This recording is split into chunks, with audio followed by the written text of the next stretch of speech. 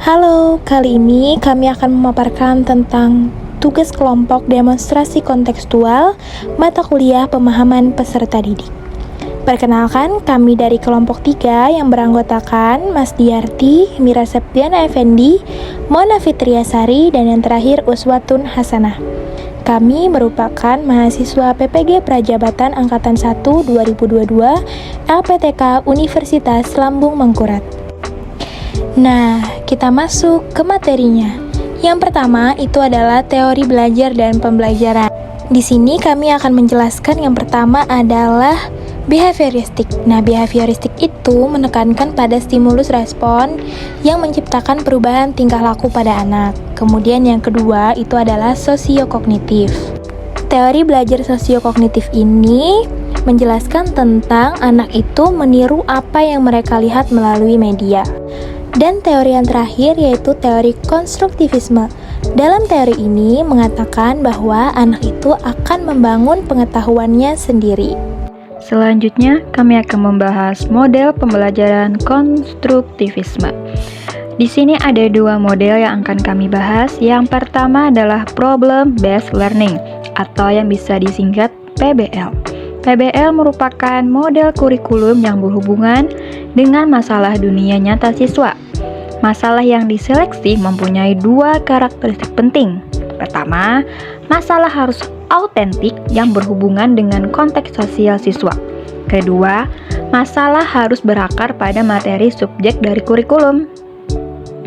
Masalah diberikan kepada siswa sebelum siswa mempelajari konsep atau materi yang berkenaan dengan masalah yang harus dipecahkan. Dengan demikian, untuk memecahkan masalah tersebut, siswa akan mengetahui bahwa mereka membutuhkan pengetahuan baru yang harus dipelajari untuk memecahkan masalah yang diberikan. Selanjutnya, contextual teaching and learning atau disingkat CTL menyatakan bahwa pembelajaran harus bersifat kontekstual bagi si guru.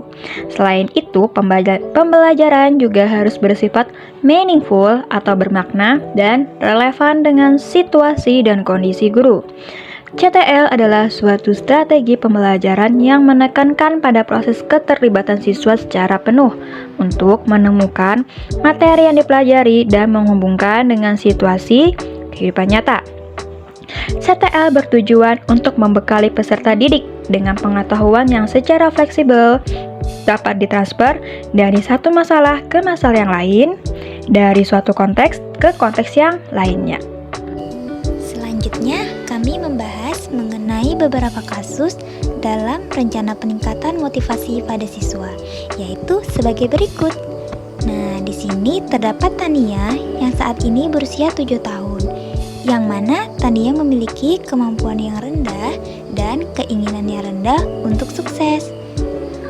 Untuk meningkatkan motivasi Tania, maka model teori yang digunakan adalah model teori sosiokognitif.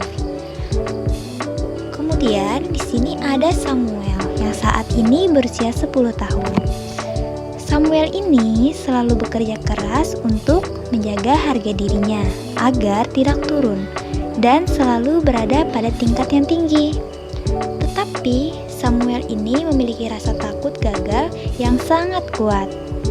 Jadi, untuk meningkatkan motivasi Samuel, maka perlu sekali memberikan motivasi dengan cara memberikan penguatan berupa dukungan kepada Samuel.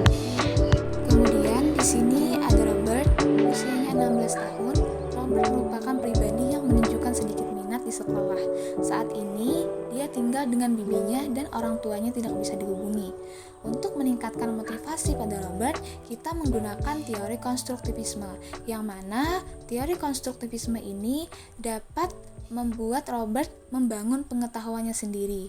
Kemudian, ketika kita menggunakan teori konstruktivisme ini dan ketika Robert mampu membangun pengetahuannya sendiri, maka secara bertahap Robert akan meningkat minatnya dan juga akan menemukan bakatnya. Sekian pemaparan video dari kami ucapkan terima kasih. Sampai bertemu pada video berikutnya. Bye-bye!